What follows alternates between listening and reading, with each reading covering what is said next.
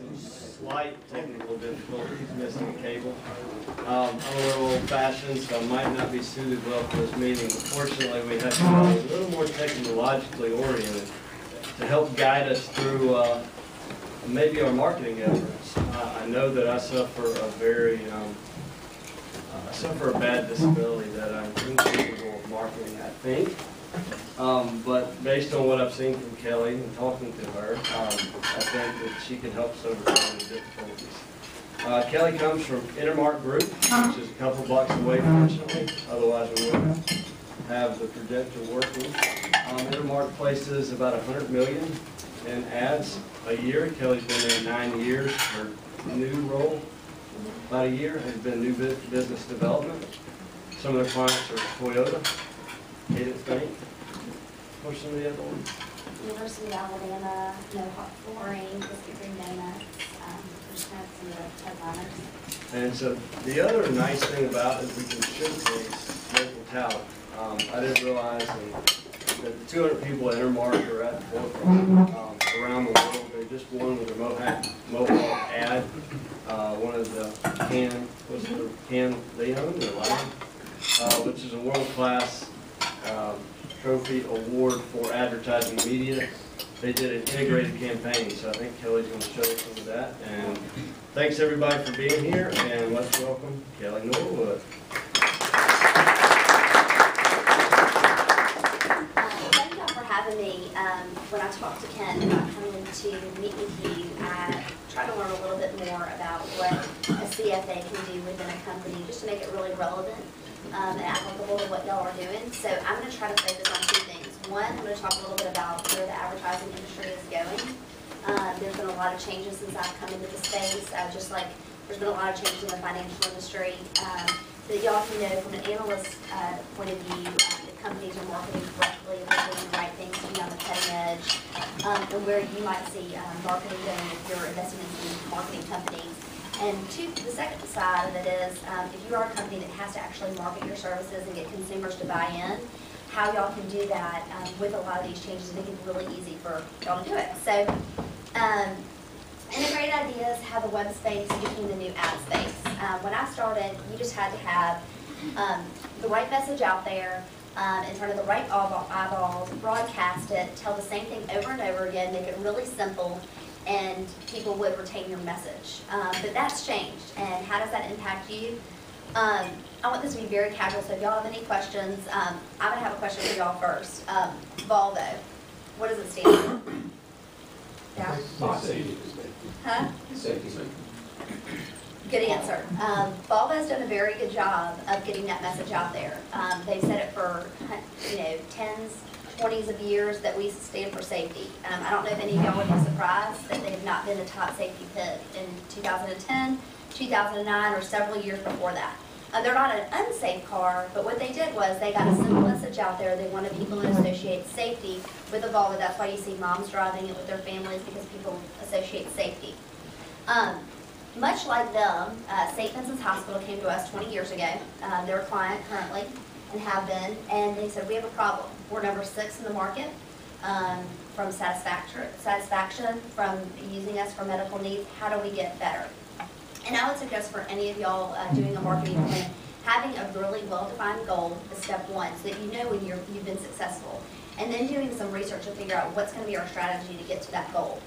So when we did a little research on St. Vincent's Hospital, one of the things that really led us to our marketing efforts was that the female in the household makes the medical decisions. And the first major medical decision that she makes is where she's going to have a baby.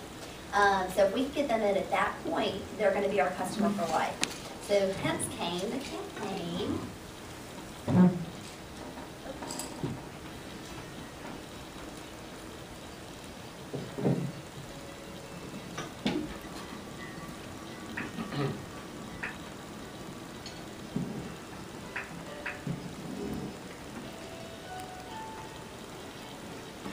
That's my little girl. Just a little shout out. They like free talent.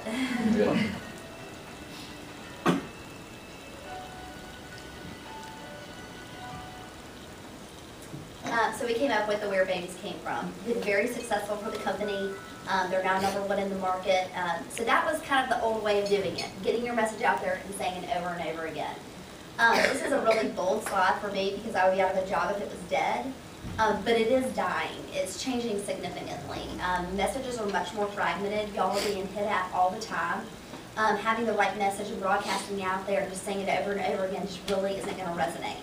So what were our options as advertisers, as marketers? We had to sell to somebody that was going to listen. And when are they going to listen? We started coming up with more noise. When are we going to get to people? On average, y'all are hit 5 hours a day with media. So we said, what's the answer going to be? And it was more noise. You probably see things on the urinals, on parking meters, in taxis, when you're going to see a movie at the movie theater. We're trying to be really innovative about where we hit you with our marketing message, but it's all the time. And it's not just marketing, it's solicitations. It's who are you going to have as your cable provider? Who is going to be your yard man? You're hit all the time. So what's the solution? Like, how can you stand out as a marketer? And the solution is the currency of the future. About 20 years ago, 90% of Fortune 500 companies dug something, oil or coal. The marketing of the future, 50% of companies only actually did something. People are now selling ideas, selling to people. Look at Google, only 2% of their assets are hard assets. Everything else is the people and the ideas. So you've really got to market yourself to people that they'll really buy in. So how are they going to buy in? You're going to have to hit them instead of with a big hammer with sharper nails. Talking to people with what they want to talk about. For example, if you're talking to, you can't just mass market that we're here for you. Why are you here for somebody that's 60? You're not going to be talking about investing in a 401k, how to budget, how to save for the future, starting early. They don't want to hear that. You have to talk to them what they want to talk about. You want to talk to them about retirement, planning for the future. So you want to make it personal. You're not talking to people, you're talking to a person. This is really important.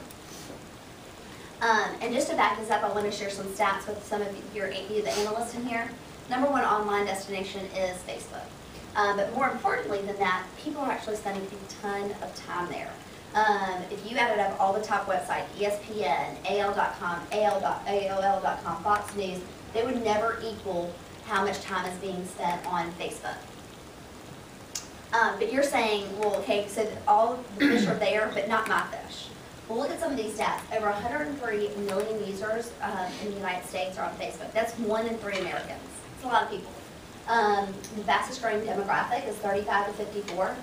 And look at the ages on the averages. The average Facebook user is 38, the average LinkedIn user is 44, and the average Twitter user is 39. So this is who you're talking to. These are your consumers. 3/4 of Facebook users are fans of at least one brand. Can you leverage that? Can you get people out there talking about your story, the advocates really saying, I really want to work with Cook Rhino, or I really want to work with Regions. Even if it's just the institution, maybe not the person. On average, people have 170 friends. So if you can get them to engage with you, you can increase your reach by 170% every time you get that person to engage. And for some of the smaller shops here, that's free. That's no cost, but you've got to do it well, and you've got to have a strategy behind it.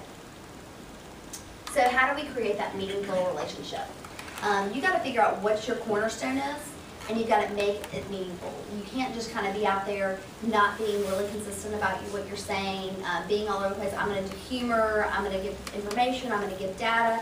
You got to really have a direction and increase participation. So how's the model changed? For us as advertisers, we used to say, okay, we're Regions, we stand for trust, we stand for being with you when we go and get stuff, and the consumer consume that advertising. Now, that advertising goes out there, but it's consumed in all different kinds of channels.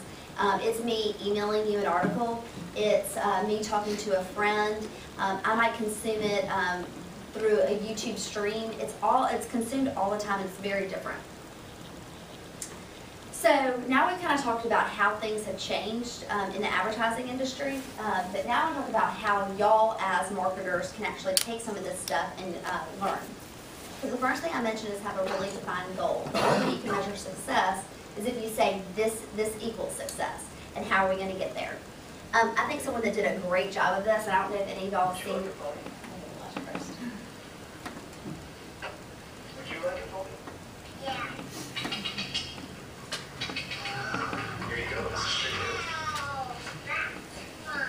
Yeah. You didn't say you could have a real one. We did that. Even kids know what's wrong and hold out on somebody. Why don't banks? We're Ally, the new bank that alerts you when your money can be working harder and earning more. It's just the right thing to do. So this company did a really good job. They decided humor was going to be their deal, and they were going to get people's attention that way. And they took a common complaint that bank users had, so they had a mass market communication because everybody uses a bank. And they said, we're going to kind of lend truth to a problem that people experience. And so when they did that, they had increased in bank accounts opened. And I don't know the stats on the side of their competitors, but I have a feeling they got a lot of calls that said, hey, how's my money working for me? They really pinpointed a problem, and they had a defined goal that they wanted to get a lot of people to switch to their bank. So I don't know if there's another, something else that you could do within your industry that's a common problem. You can set yourself apart and offer that service to really do something different. The next thing is to come up with an idea. Let the idea lead, not the media. Don't just say, I want to start a blog, I want to be in social media, I want my company to run a marketing campaign, I want to be on Jocks because everybody's into sports in the South. Come up with the idea and then let that lead. Someone that did when you can do a really good job of this is by letting your content be the king of whatever you're doing. Whether it's informational, and this helps with your SEO on your website, which is how you come up organically. If you wanted to share information, what the companies are that y'all are backing.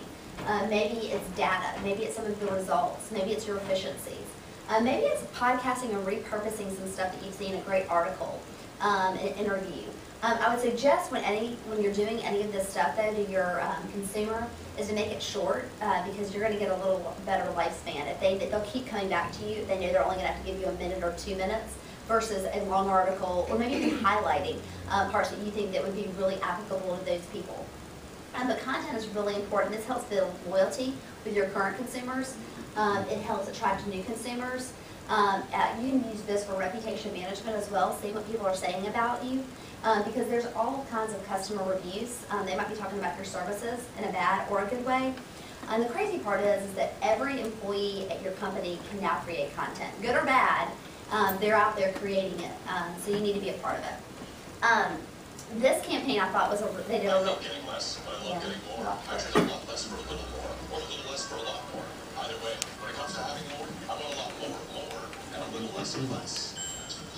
And that's exactly what you'll get at Embassy Suites. More free breakfast, more for my money, more deliciousness, more hearty good photos. Because more than enough more is never enough more. More coffee? What do you think? Free breakfast, more room, complimentary drinks, Embassy Suites Hotels. So another great campaign that NBC Suites did, but what they did was they had a defined goal. They wanted to create more heads in the beds, but they also didn't let the medium drive them. They said, okay, what's our idea? Conscientious consumption. They did their research, like I mentioned, and they said, okay, people are still staying in hotels, but they're a lot more conscientious about the dollar with the way the economy is. And so they decided to highlight that. You can get more, more, more. And we're in a society where that's what people want is more. And this was really good for them. They increased the booked rooms at all of their locations. So these are all great ideas, and I hope they're entertaining to y'all. The next one is talk personal and in a relevant manner. People don't want you to talk about something that's not relevant to them. The only way that you're going to start a conversation is if you're really talking something that's really important to them. Somebody that I thought, Steven Spielberg says that whenever he creates a movie, he creates a mass market movie for the individual. He wants you to actually be able to connect and have a personal connection with every one of his movies. And I think he's been pretty successful. That we can take a note from him and do the same thing when we're marketing our efforts. What do we stand for and make it personal to that person? This was, I think, an ingenious campaign. I've learned my lesson. It's going to start, and then we'll talk about it afterwards. A year ago, we introduced Hyundai Assurance to show you we had your back, even if you lost your income. Since then, the dust has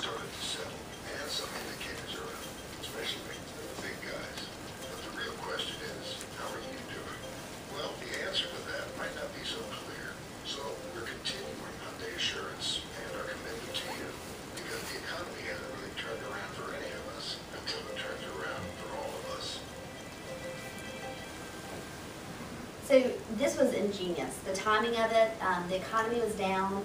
They were talking very relevantly to people to say, hey, if you can't make your next car payment, we're in it with you. Very personal, sitting around the dinner table. I don't know if we're going to be able to afford that car. We'll know that we're in it with you. You can turn your car back in. And I actually am friendly with some of the high ups in Hyundai, and they could never pinpoint how many cars they got returned, but it was very few. And their sales skyrocketed because of this. Granted, they have a good product, but they were getting there with the consumers and making them feel like they were a trusted partner, not just selling them something. Okay, my last point, and this is kind of for a bigger institution, but I just thought this would be entertaining to y'all, is have an idea that can go viral. And you're going to fail if you go out saying, I want to create a viral campaign. But this really lets your idea live and breathe outside of your traditional paid space. It's the shareability factor. It has to be funny, touching. It has to be something just extremely amazing that people want to share. I have an example that our company did that Kent mentioned earlier. But what we did is we took something very unsexy, Mohawk flooring.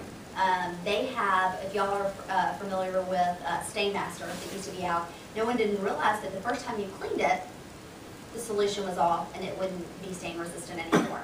Mohawk came to us with a challenge, and they had a limited budget. They needed to get their message out nationwide that their product was durable, more durable than any other carpet. Well, how do you do that? The web. And so we didn't just tell people it was durable, we showed people it was durable. And actually this campaign, like he mentioned, won a lion in the con competition. So I'll show you just an overview of it.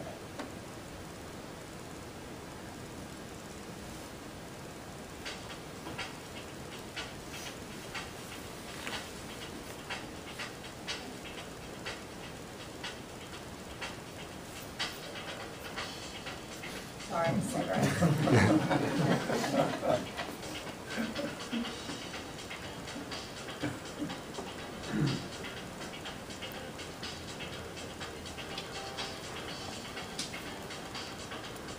Coming up, a man known for his home makeovers, giving an endangered black rhino a place to, well, be a rhino. Stick around, we'll be right. We're going to talk to Chip Wade and Sean Green. Chip, you're with HGTV. Sean, you're there with the Dallas Zoo. What are you two up to today? What better way to test the resiliency of sport strand carpet? Put it under the feet of the biggest, smelliest, and messiest animals around. That's all the goodness.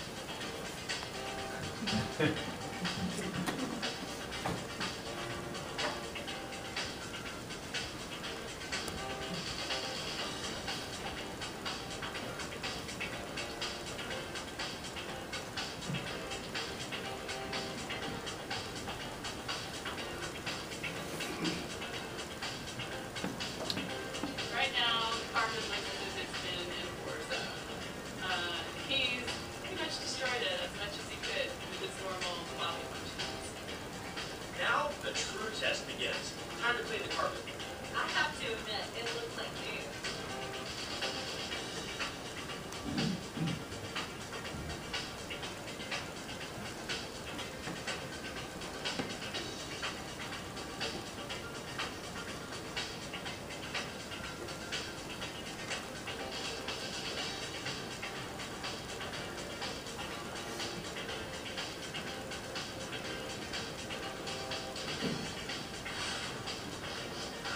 I smell victory. So they had a goal. It was a summer carpet. It was to build people knowing that this carpet was more durable than its competition. So we reached the goal. We had a strategy, and it was really successful. Now these high-level type campaigns, there's some positives and some negatives to it. It does, you can spend less money to get a really big impact, but there's a long tail on these. Like, you've got to think about these year, 2 year, 3 years in advance. And a lot of times you need an agency to do a lot of these big ideas because it's having to be executed over a long timeline. But they can be huge successes for your company, and it might come in the form of testimonials for y'all from a banking community, from an investment community. It might come in the form of, you would just have to kind of round table and sit around to find out what it could be. But I know that a lot of these are, it's easier said than done. How do you come up with that idea? But you gotta start somewhere, even if it's small, to say, we just wanna be informative, to the people that are investing with us. We wanna provide information, or I wanna get the word out about our results and what we stand for, our service. Whatever it is, you've gotta communicate it, and you've gotta figure out a strategy to do so. But I thought I would just highlight from an entertainment standpoint, what does a good idea really look like? And I just have 2 or 3 examples that I'll kind of wrap up with, and then I'll take any questions that y'all have on some people that really did this well.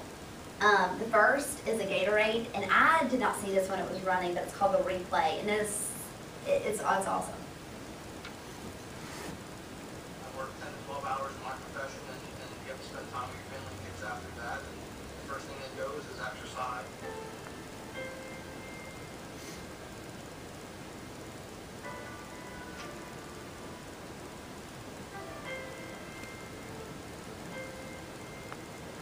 I love the story. It's about a score that hasn't been settled in 15 years. All from Buffy. The 87th meeting between the State Miners of Phillipsburg and the Red Rovers of Easton. A 27-yard field goal attempt. The whistle has blown. This one is good. A sister is a time might be worse than a loss. I think we have a score to settle. Gatorade has chosen to team up with the towns of Phillipsburg, New Jersey, and Easton. We're inviting the guys from the 93 team to strap on the helmet and shoulder pads and replay that game to determine the true champion who won the state. Finally tonight, old high school rivals. With the same guys who played 16 years ago? This is one of the best moments. It will be the best moment in life, other than when my daughter was born. Once you're an athlete, you're always an athlete. The original head coaches were invited back. The original cheerleaders and the original band members are going to be here. Returning players underwent a rigorous 2-month training regimen created by Gatorade Sports Science Institute. I lost 57 pounds for this process. Wow. Throughout the 8 weeks, the documentary content was cut into episodes and posted online, allowing the nation to follow their journey. I said to Coach, we kind of come out in sweats and warm up, and he said, no, we go full pads every day. And I was like, Coach, we're in our 30s. Come on. 15 years away from the game, you're just not going to be able to get that kind of finesse in a day. Your eyes are certainly showing concussion. A lot of people out there saying you can't do it. Let's put them all in. 1, 2, 3. 10,000 tickets sold out in 90 minutes. Everybody is so proud, so impressed. This is such a good thing. The Gatorade athletes Kate and Eli Mann joined as assistant coaches. The field temperature right now is at 100 degrees. In the most impressive of conditions, there were no major injuries, no key exhaustion, and no broken bones. Talk about the ultimate product demonstration. 160 million media impressions followed, including being named one of CNN's top stories of 2009 in a 6-page feature minutes out. Nearly every major movie studio has shown interest in creating a feature film. And Replay is now a documentary television series. The 1-hour premiere aired nationally on Fox Sports Net to its 90 million subscribers, prime time on Sunday night, Thanksgiving weekend. Gatorade's lineup finder allows former athletes to reconnect with teammates online, nominate their original high school teams for upcoming seasons of the show.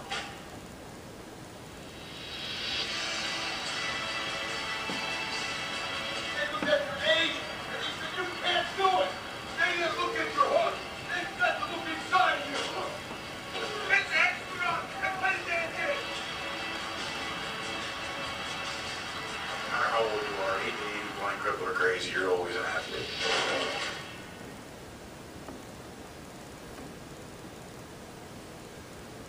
So they had some really awesome results, but they had this goal of reaching that 30-plus market, and people came back over and over again to watch this, and they created a lot of buzz in the market and had all these media outlets following it without a lot of traditional advertising. And I think that's a great opportunity if you can think big picture of why is someone going to invest with me? What can I offer that's different? Why do I get them to keep coming back to my blog? Or why do I get them to keep coming back to my website, or to open my e-blast and read it, or my newsletter? What can y'all do to make them keep coming back? And this is a great, like, long-term idea. This is another completely different idea that Burger King came up with. Burger King knew that America loved the Whopper, but wanted to prove it. So it turned to Facebook and put the love to the test. Everybody loves adding friends, but is that simply because it's fun to see your friend list pile up? Well, what if there was a way to dump friends and get rewarded for it? And what if this turned into a race to dump them before they dumped you? Meet Whopper Sacrifice. Delete 10 friends and receive a free Whopper. A true moral dilemma, a telling choice. What do you love more, your friends or the Whopper? A difficult question to answer, or was it? Almost instantly, people were sacrificing their friends for Whoppers like crazy, to the tune of 200,000 friends sacrificed in just over a week. And people's burning desire to dump friends for the Whopper challenged the very concept of Facebook. Instead of embracing this new marketing opportunity and the 35 million free media impressions it received, Facebook began limiting its functionality, ultimately forcing Burger King to take it down. Whopper's sacrifice had been sacrificed. But despite the application's short-lived Y'all are in a really unique spot. You know, whether it's a family, whether it's an endowment, whether it's an individual, whether it's a bank, really giving you their hard-earned money. They've got to learn to trust you, and that's in a relationship. So I think that's a really unique place for y'all to be able to have this one-on-one relationship with people through this new media channel. So I said that I was going to try to get 2 points across, and I hope I did. Number one is how things have changed. If you're looking into companies and how they're marketing, if digital isn't a component, there's probably a problem. They're not, that's kind of the currency of the future. They've got to be out there. When you're looking at advertising companies, just so they're encompassing, there's so many platforms now, making sure there's continuity and everything's singing off the same song sheet is really, really important. Technology has driven a lot of this change. Messages are more fragmented, communications are more transparent from every person in your organization. Things are always on. You can't turn them off. If you say something today, someone can find it 3 weeks from now. And there's a higher level of consumer participation. It's very community-driven and human-driven. People now believe more than ever they're going to take advice from a referral or from a friend of what they say. So if you can kind of get your advocates out there talking about you, I think you can really leverage this. And I like to end with this quote: "You can't do new world order marketing from an old world place." And so you've really got to change your thinking for the institution that you work for, you as an individual, to really make an impact. That's it. Do you have any questions? I hope it was entertaining and informative. That was my goal. How did you get the dog to do what he did? Is that not horrible? Every time I see it, it makes me cringe. But you know, like I said at the beginning, it's all about having a goal and being able to measure it. And they were able to measure that goal. They saw their sales go up. So whatever y'all do as an organization, as an institution, or even looking at other companies, asking them what their goals are and say, well, how are you getting there? Is really important. What trends are you seeing in financial services advertising?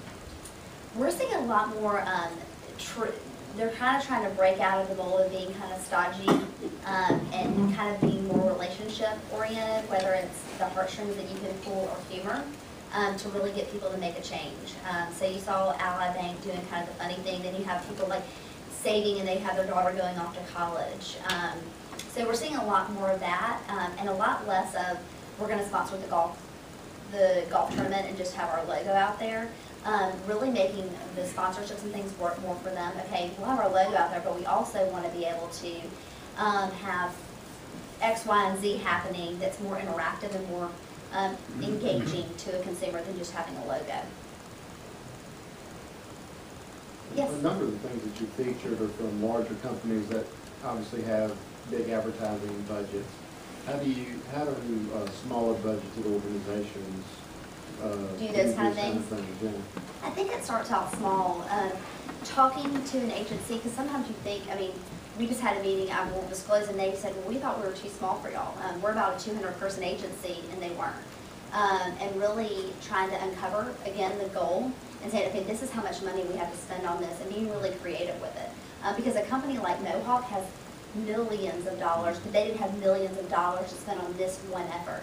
And so they gave us $500,000, and we came in at about $330,000 on that promotion. But you know, like the Burger King deal, the defriending, I mean, that was just probably a lot of time was put into coming up with the concept. But the actual execution really wasn't that expensive. And a lot of things that you can do digitally.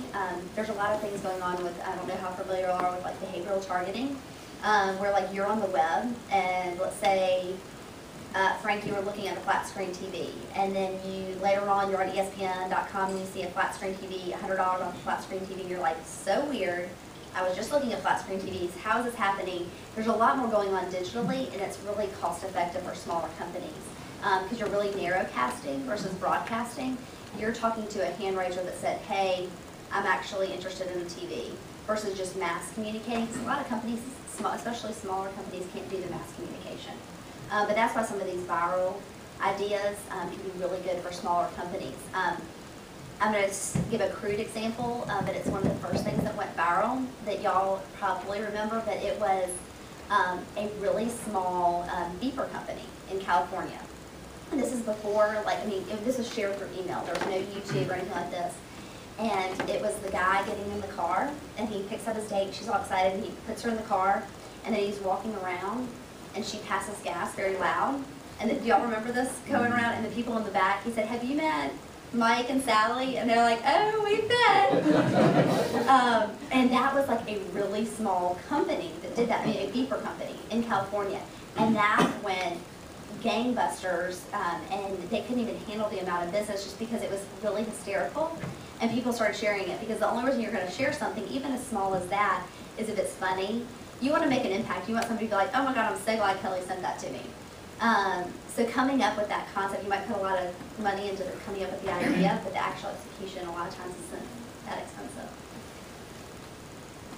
Anything else? Yeah. How do you use these Facebook, LinkedIn? I mean, how do you attract someone to your page, your site?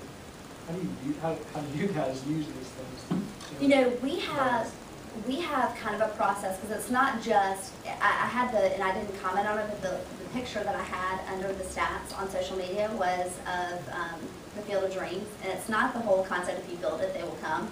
It's just not going to happen like that. You got to be really engaging, going out after somebody maybe uses your services. Hey, can you review us? Or can you, asking them to be your friend. But they're only going to stay your friend if you're actually giving them good information. So are you going to position yourself as the guy that is always giving awesome stats, case studies, and give them a reason to want to come back? And like I mentioned, don't make it long because people are going to not go with that. Are you going to kind of create blogging, and you can't just make it a fad, like you got to kind of stick with it.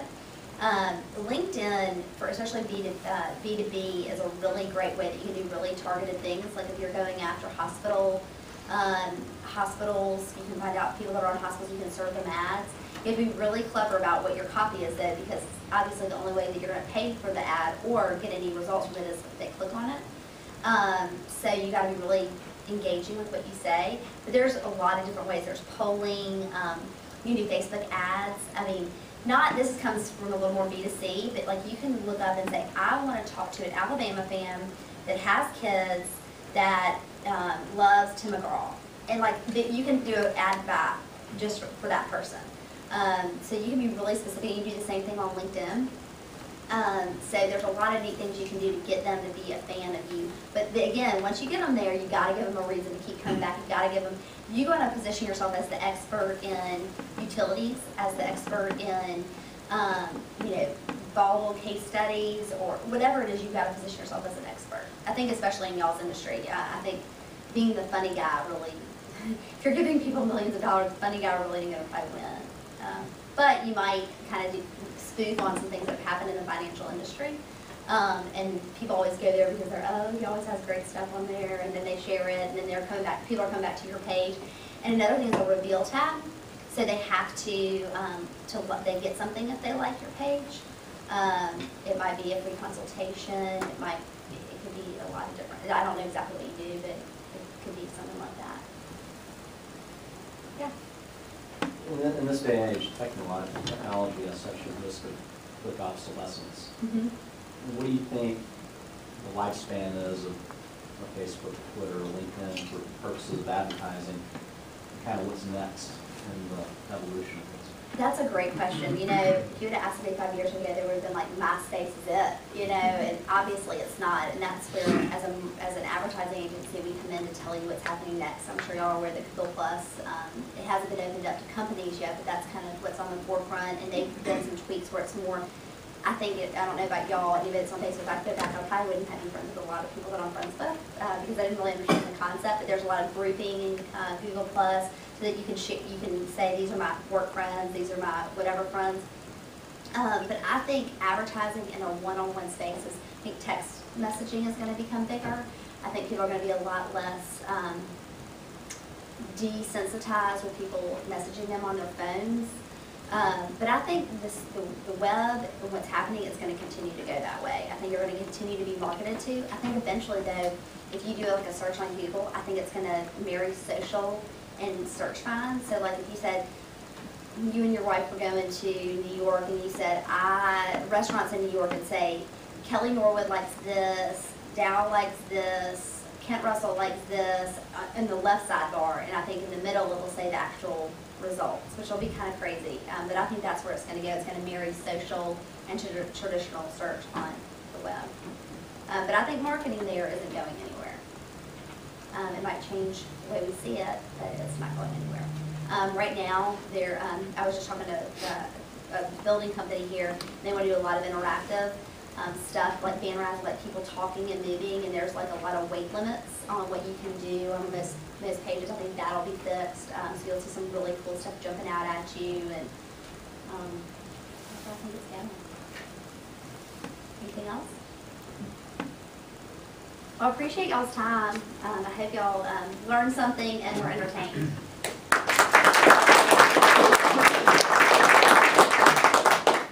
Thanks, Kelly. I know that I think all of us possibly use the excuse that we're either boring CFAs, not creative. We're in Birmingham, it's not important, and I hope that y'all understand it is important. And even if you don't use Facebook, LinkedIn, at least come up with a message and a story. I hope you appreciate the format. We've changed it up a little bit. You'll notice a lot of changes. Please let me know if you like them or don't like them. Not on Facebook. Tell me directly. LinkedIn, Facebook, Twitter pages are live for CFA Society of Alabama. They've been live for the Institute. I checked LinkedIn on the Institute. It's 20,000 members or something like that. So the Institute is pushing. They're also helping us understand the regulatory compliance environment around it. One other thing that I did is I invited some guests, and if you're comfortable, please stand up. I noticed he's Stern Agee, Cook and Bynum, and my new firm noticed the lack of tie. I did it intentionally. Level Investments. If you'll stand up real quickly, just it's nice to see some fresh faces, and please let us know your ideas. Thanks everybody. One other thing I did, I completely forgot to announce, is the hashtag for the event was #CFAAL. My brother was watching live stream from Foley, Alabama, and I did it with my iPhone. So it doesn't take money, it just takes effort. I know Chris asked, I think, how to get it. I think a lot of it, Kelly, do you agree, is just repetition. You can't say, I'm going to try Twitter, and 10 days later say, I don't have any followers, and then end it. You have to keep it up. One other thing, just as a side note, I anonymously did a blog just to see what kind of attention I could get from December to now. And when I do a post, I get 400 to 600 page views a day from places like India, Australia.